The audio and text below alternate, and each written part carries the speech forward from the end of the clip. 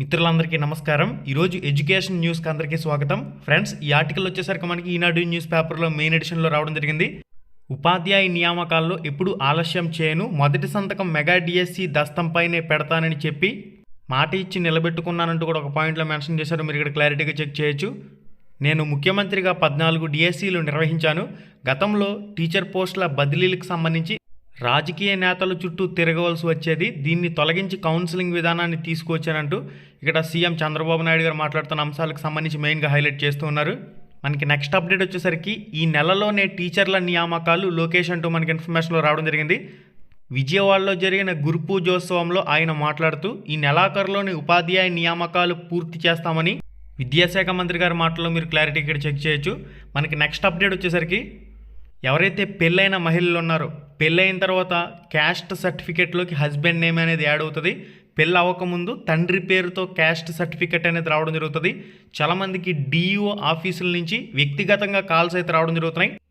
Already సర్టిఫికేట్ల verification పూర్తి చేసుకున్న వాళ్ళు మీరు డిఎస్సి ఆన్లైన్ అప్లై చేసేటప్పుడు మ్యారీడ్ ఆప్షన్ ఎస్ పెట్టినట్లయితే మీకు సర్టిఫికేట్ల వెరిఫికేషన్ పూర్తయినా సరే, ఒకవేళ మీరు ఫాదర్ నేమ్తో ఉన్న క్యాస్ట్ సర్టిఫికేట్ పెట్టినట్లయితే హస్బెండ్ నేమ్తో ఉన్న క్యాస్ట్ సర్టిఫికేట్ తీసుకురామని, హస్బెండ్ నేమ్తో ఉన్న క్యాస్ట్ సర్టిఫికేట్ పెట్టినట్లయితే ఫాదర్ నేమ్తో ఉన్న క్యాస్ట్ సర్టిఫికేట్ తీసుకురామని 13 జిల్లాలకు సంబంధించిన ఎంఆర్ఓ మండల రెవెన్యూ ఆఫీసర్లందరికీ కూడా ఆదేశాలు జారీ చేశామని, క్యాస్ట్ ఇష్యూ చేయడంలో ఎటువంటి లేట్ చేయరంటూ కూడా ఒక 3 రోజుల్లో మీరు క్యాస్ట్కి సంబంధించిన సర్టిఫికేట్ అనేది తీసుకుని సబ్మిట్ చేయండి అని చెప్పేసి డిఈఓ ఆఫీసుల నుంచి కాల్స్ అయితే రావడం జరుగుతున్నాయి. ఎవరైతే మ్యారీడ్ ఆప్షన్ ఎస్ పెట్టి పెళ్ళైన మహిళలు ఉన్నారో ఒకసారి మీకు డిఈఓ ఆఫీస్ నుంచి కాల్ వస్తే కనుక కంపల్సరీగా వాళ్ళు ఏదైతే డీటెయిల్స్ అడుగుతున్నారో దాన్ని తీసుకుని సబ్మిట్ చేస్తే సరిపోతుంది.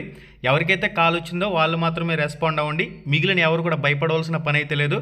ఒకసారి క్యాస్ట్ అనేది కరెక్ట్గా ఉందా లేదా అనేది క్రాస్ చెక్ చేసుకుంటున్నారు. ఎవరికైతే డిఈఓ ఆఫీస్ నుంచి కాల్ వచ్చిందో డైరెక్ట్గా మీరు సంబంధిత డాక్యుమెంట్స్ అన్నీ కూడా తీసుకు ఎంఆర్ఓ మండల రెవెన్యూ ఆఫీసర్ గ్రామ సచివాలయంలో క్యాస్ట్కి సంబంధించి మీరు దరఖాస్తు చేసినట్లయితే వెంటనే ఇమీడియట్గానే ఇష్యూ చేయడం జరుగుతుంది. 3 రోజుల్లోనే క్యాస్ట్ అనేది వచ్చేస్తుంది. కాబట్టి ఎవరైతే మీకు డిఓ ఆఫీస్ నుంచి కాల్ చేస్తారో వాళ్ళకి సంబంధించి దాన్ని వాట్సాప్లో స్కాన్ చేసి లేదా ఫోటో తీసి సెండ్ చేస్తే సరిపోతుంది. కొంతమంది లిమిటెడ్ పీపుల్ మాత్రమే ఈ విధంగా పెళ్ళైన మహిళలకు సంబంధించి మ్యారేజ్ అయిన తర్వాత మ్యారేజ్ అవ్వకముందు కూడా క్యాస్ట్కి సంబంధించిన డీటెయిల్స్ అనేవి కొన్ని జిల్లాల్లో వెరిఫై అయితే జరుగుతుంది. ఒకవేళ మీకు కాల్ వస్తే మీరు రెస్పాండ్ అవ్వండి, లేదంటే మీరు పట్టించుకోవాల్సిన అవసరం అయితే లేదు. ఓకే, డిఓ ఆఫీస్ నుంచి కాల్ వస్తేనే మీరు దానికి సంబంధించి ఏవైతే అడుగుతున్నారో అవి మీరు సబ్మిట్ చేస్తే సరిపోతుంది. మెగా డిఎస్సిని సెప్టెంబర్లోనే పూర్తి చేయనున్నామంటూ కూడా ఒక పాయింట్లో క్లారిటీగా మెన్షన్ చేశారు. మీరు ఇక్కడ చెక్ చేయొచ్చు. ఇక థర్డ్ ఫేజ్కి సంబంధించి 3వ విడతకు సంబంధించి సర్టిఫికెట్ల పరిశీలనకు సంబంధించిన వెరిఫికేషన్ కాల్ లెటర్స్ అనేవి ఎప్పుడు వస్తాయని చెప్పేసి కూడా చాలామంది అడుగుతూ ఉన్నారు. ఇప్పటికైతే మనకి ఎటువంటి అఫీషియల్ అప్డేట్ అయితే లేదు. మనకి ఒక 3 రోజుల్లో దీనికి సంబంధించి ఏదైనా కదలిక వచ్చే అవకాశాలు అయితే కనిపిస్తూ ఉన్నాయి.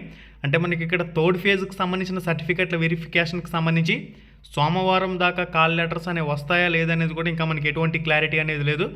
13 జిల్లాలకు సంబంధించి ఏవైతే పెండింగ్ వెరిఫికేషన్ కాల్ లెటర్స్ ఉన్నాయో, ఇంకా ఏవైతే పెండింగ్ పోస్టులు ఉన్నాయో ఆ పెండింగ్ పోస్టులన్నింటికి కూడా ఇక ఫైనల్గా థర్డ్ విడతకు సంబంధించి 3వ విడతకు సంబంధించి థర్డ్ ఫేజ్లో కాల్ లెటర్స్ అనేవి ఇచ్చి అక్కడ మళ్ళీ సర్టిఫికెట్ల వెరిఫికేషన్ పూర్తి చేసి అప్పుడు మనకి ఫైనల్ సెలక్షన్ లిస్ట్ అనేది రావడానికి అయితే అవకాశం ఉంటుంది. చాలామంది సార్ ఖచ్చితంగా థర్డ్ ఫేజ్కి సంబంధించిన సర్టిఫికెట్ల వెరిఫికేషన్ కాల్ లెటర్స్ వస్తాయని చెప్పేసి అడుగుతున్నారు. ఏవైతే పెండింగ్ పోస్టులు ఉన్నాయో, పెండింగ్ కానీ మీ జిల్లాలో ఉన్నట్లయితే ఖచ్చితంగా కాల్ లెటర్స్ అనేవి అందుబాటులోకి వస్తాయి. కాబట్టి వెయిట్ చేయండి.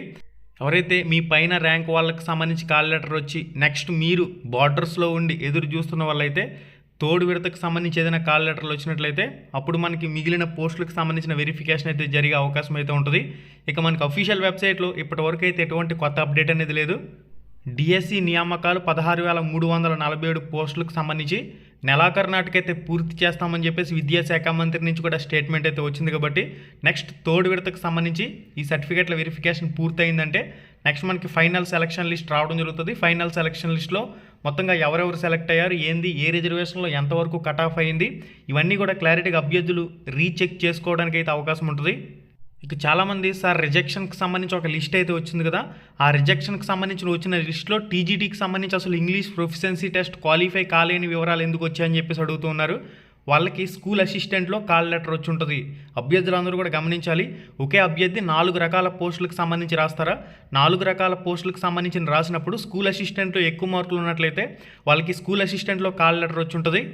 వాళ్ళు మొత్తంగా 4 రకాల పోస్టులకు సంబంధించి రాసుంటారు కాబట్టి సర్టిఫికేట్ల వెరిఫికేషన్ జరిగేటప్పుడు ఆ స్కూల్ అసిస్టెంట్ పోస్ట్తో పాటుగా మిగిలిన అన్ని పోస్టులు కూడా సర్టిఫికేట్ల వెరిఫికేషన్ చేయడం వల్ల వాళ్ళు ఇంగ్లీష్ ప్రొఫిషియన్సీ టెస్ట్ క్వాలిఫై కాకపోతే అక్కడ దానికి సంబంధించిన రిమార్క్ రాసి దాన్ని రిజెక్షన్ లిస్టులోకి తీసుకొచ్చారు. రూల్ ప్రకారం చూసినట్లయితే ఆ క్యాండిడేట్ స్కూల్ అసిస్టెంట్లో సర్టిఫికేట్ల వెరిఫికేషన్ సక్సెస్ఫుల్గా కంప్లీట్ అయి ఉంటుంది.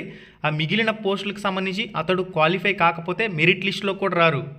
ఓకే, ఈ పాయింట్ మీకు క్లారిటీగా అర్థమై ఉంటుందని చెప్పేసి అనుకుంటున్నాను. ఒకే అభ్యర్థి 4 రకాల పోస్టులకు రాస్తారు. 4 రకాల పోస్టులకు సంబంధించి రాసేటప్పుడు స్కూల్ అసిస్టెంట్లో సర్టిఫికేట్ల వెరిఫికేషన్ సక్సెస్ అయిపోతే మిగిలిన టీజీటీ పీజీటీ ప్రిన్సిపల్కి సంబంధించి కూడా ఆ క్యాండిడేట్ రాసుంటారు. కానీ అక్కడ క్వాలిఫై కాకపోవడం వల్ల ఆ పోస్టులకు సంబంధించి అతడు రేసులో ఉండడు. స్కూల్ అసిస్టెంట్కి ఇంగ్లీష్ ప్రొఫిషియన్సీ టెస్ట్ అనేది అవసరం లేదు కాబట్టి అక్కడ రేసులో ఉంటాడు. ఓకే, ఈ పాయింట్ అయితే మీకు అర్థమై ఉంటుందని చెప్పేసి అనుకుంటున్నాను.